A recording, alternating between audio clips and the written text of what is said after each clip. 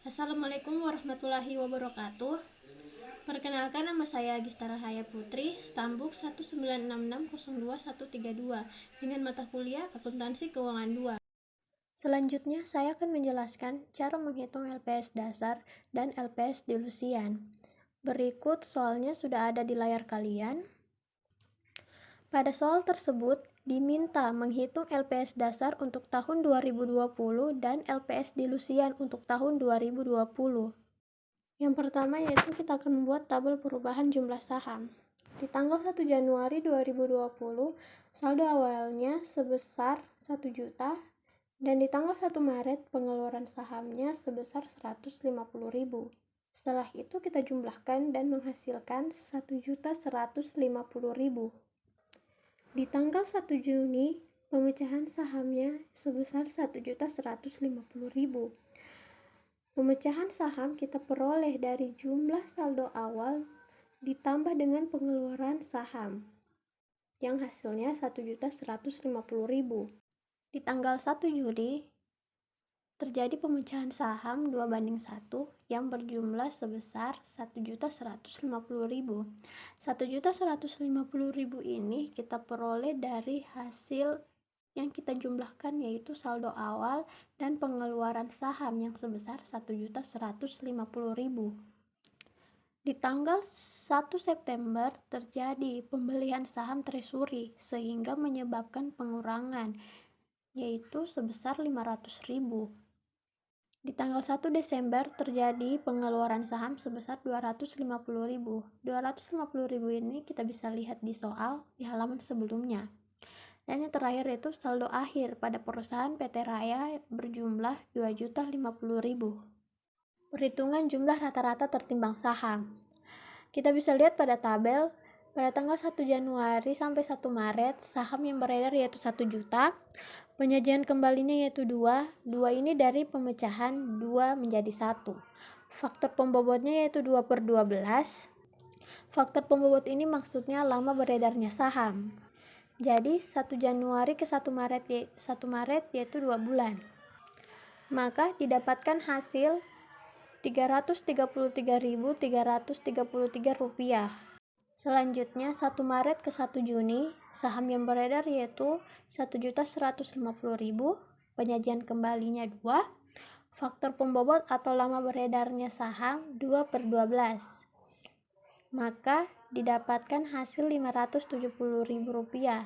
Hasilnya ini kita kali ya, dari saham beredar dikali penyajian kembali dikali faktor pembobot dibagi 12. Selanjutnya 1 Juni sampai 1 September, saham beredar yaitu 2.250.000, penyajian kembalinya tidak ada. Oke, saya jelaskan kenapa penyajian kembalinya di tanggal 1 Juni sampai 1 September tidak ada. Oke, penyajian kembali ini kita lihat dari pemecahan saham. Pemecahan sahamnya yaitu 2 menjadi 1. Pemecahan saham ini ternyata disesuaikan di awal tahun saja. Jadi kalau di pertengahan tahun dan di akhir tahun tidak ada. Oke, baik, selanjutnya pada faktor pembobotnya yaitu 3/12. Maka didapatkan hasil Rp562.500. 1 September ke 1 Desember, saham yang beredar yaitu 1.750.000, penyajian kembali tidak ada, faktor pembobotnya yaitu 3/12, maka hasil yang didapatkan yaitu Rp437.500.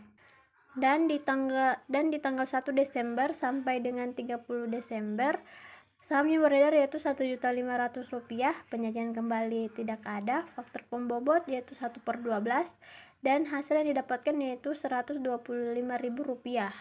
Jadi perhitungan jumlah rata-rata tertimbang saham sebesar Rp2.033.333.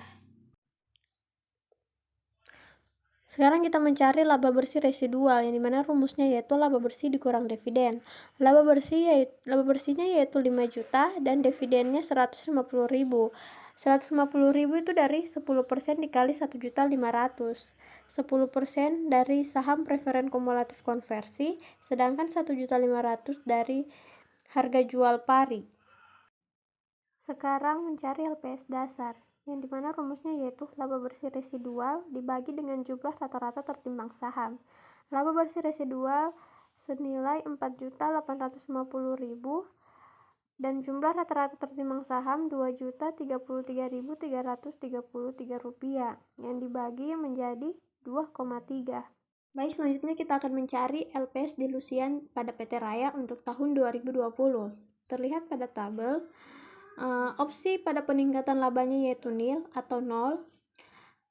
Pada penambahan saham yang diterbitkan tanpa imbalan sebesar 10.000. 10.000 ini dari 60.000 dikali minus 5 dibagi dengan 30. Jadi 10 lembar saham.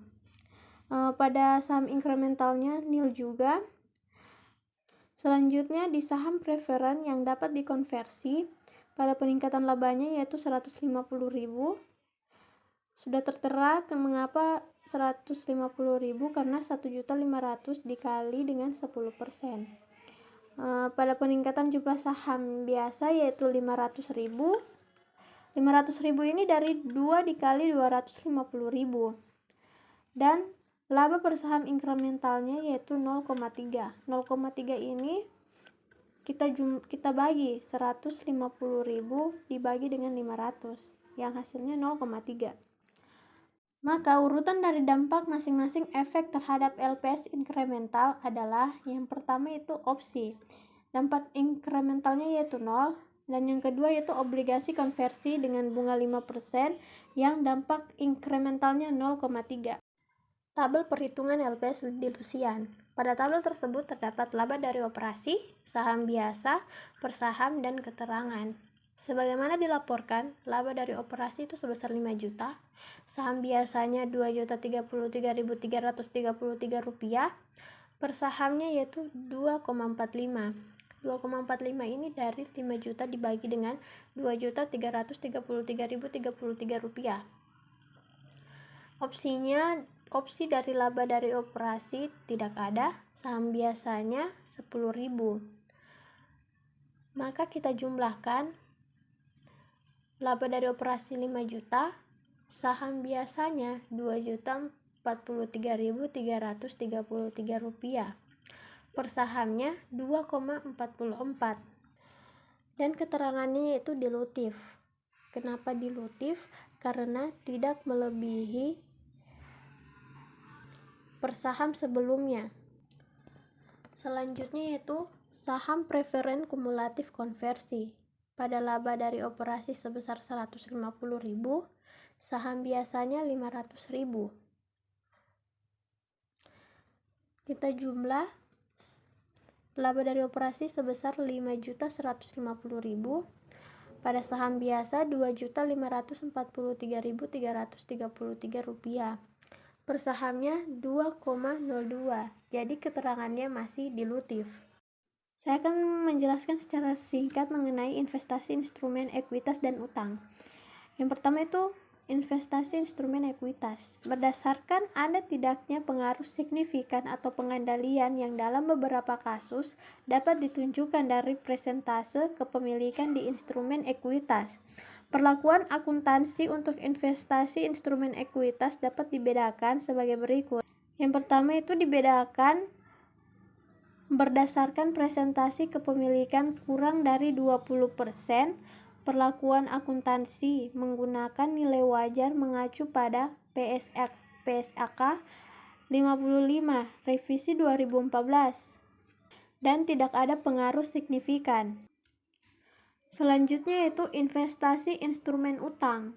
Investasi perusahaan di instrumen utang diatur dalam PSAK 55 revisi 2014. Investasi utang dapat diklasifikasikan yang pertama yaitu aset keuangan yang diukur pada nilai wajar melalui laba rugi.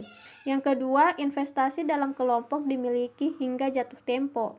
Yang ketiga, pinjaman yang diberikan dan piutang. Yang keempat, aset keuangan yang diklasifikasikan dalam kelompok tersedia untuk dijual.